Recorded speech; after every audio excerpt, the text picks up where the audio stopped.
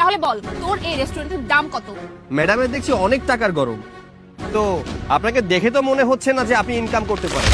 বাপের টাকার গরম দেখাচ্ছেন বুঝি? তো ম্যাডাম, এত টাকার যে গরম দেখাচ্ছেন, বাবার টাকাটা কি বৈধ পথে উপার্জন করা নাকি অবৈধ পথে? ইউ! এটা কি? এটা তুমি কি অর্ডার করেছো? হ্যাঁ, আমি তোমাকে কফি দিতে বলছিলাম, এটা কি অর্ডার করছো তুমি? এটা কোনো কফি হইছে? কেন ম্যাডাম, চিনি কম হয়েছে? চিনি কম হইছে মানে কি? এটা তো হট কেন? এত হট কেন কফি অর্ডার করছো তুমি? এটা কোথায় নিয়ে আসছো আমাকে? হ্যাঁ, কি আমার ম্যাডামের ঠুট পড়ে গেছে? এই কে কোথায় আছিস? এদিকে আয়, আমার ম্যাডামের ঠুট পড়ে গেছে, আয় এদিকে। কি ব্যাপার, কি হয়েছে? এখানে হট্টগোল করছেন কেন? শান্তিপূর্ণভাবে সবাই এখানে খাওয়া দাওয়া করছে, আপনারা চিল্লাপাল্লা করছেন কেন? ওই মিয়া, এটা কি ফালতু কফি দিছেন? এই কফি খাওয়ার পর আমার ম্যাডামের ঠুট পড়ে গেল। আপনি জানেন আমার ম্যাডামের ঠুটের যত্ন কত টাকা যায়? এই, আপনি কি ননসেন্স নাকি? এটা একটা হট কফি, এটা সাবধানে খেতে হয়, সাবধানে না খেলে ঠোঁট তো পুড়বেই। How deer you!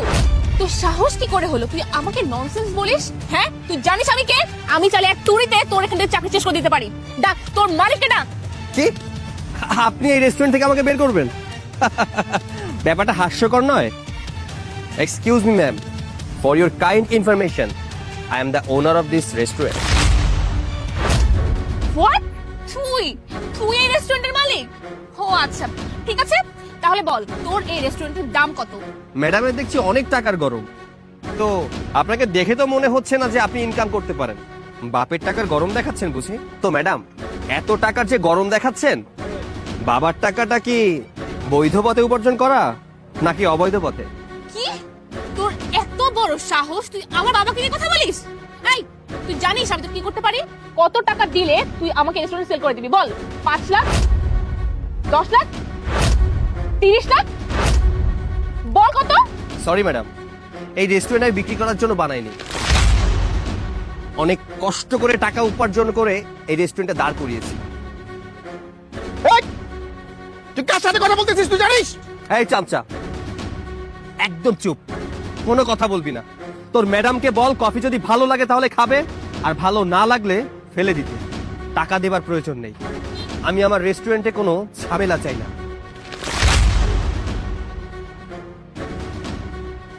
তুই জানিস না আমি তোর কি করবো? তুই আমাকে এখনো চিনিস নাই আমি কে?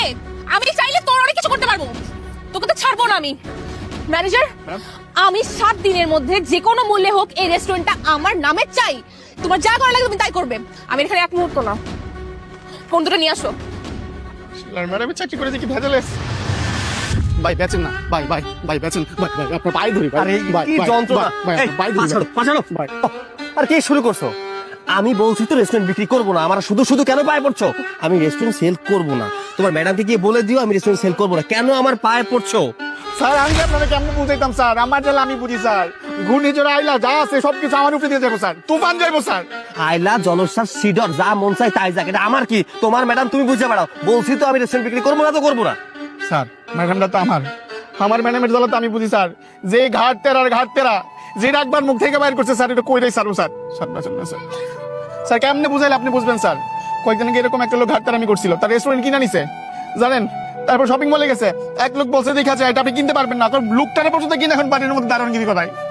বিশ্বাস করেন স্যার, আপনার এই রেস্টুরেন্ট যদি কিনতে না পারে আমার চাকরি চলে যাবে স্যার।